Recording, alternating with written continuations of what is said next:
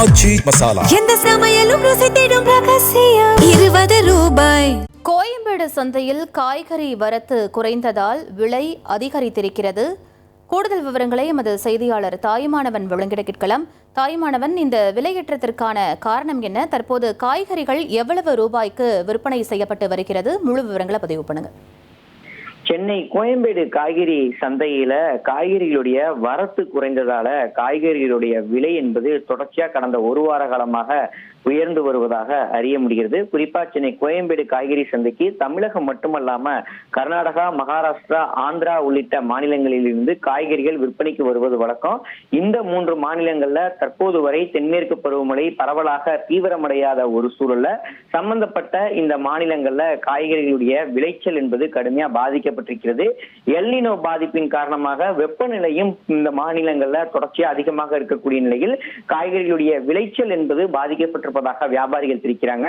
இதனால தினசரி 1000 முதல் 1100 டன் அளவிலான காய்கறிகள் வழக்கமா விற்பனைக்கு கோயம்பேடு சந்தைக்கு கொண்டு வரப்படக்கூடிய நிலையில இந்த காலநிலை மாற்றம் மற்றும் தென்மேற்கு பருவமழை பொய்த்த நிலையில அண்டை மாநிலங்கள்ல காய்கறியுடைய விளைச்சல் என்பது பாதிக்கப்பட்டு தற்போது 600 முதல் 670 டன் அளவிலான காய்கறிகள் மட்டுமே கோயம்பேடு காய்கறி சந்தைக்கு விற்பனைக்கு வருவதா வியாபாரிகள் தெரிவித்திருக்கிறாங்க.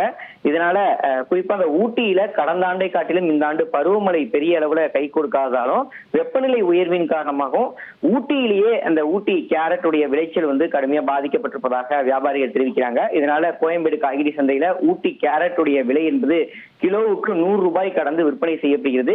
இதுவே சில்லறை விற்பனை கடைகள்ல பார்த்தோம்னா 120 ரூபாய் வரைக்கும் விற்பனை ஆவதாக வியாபாரிகள் தெரிவிக்கிறாங்க. அடுத்தபடியாக பீன்ஸ் 90 ரூபாய் வரையிலும், பச்சை மிளகாய் 70 ரூபாய் வரையிலும் ஒரு கிலோ வந்து விற்பனை செய்யப்படுவதாக அறிய முடிகிறது.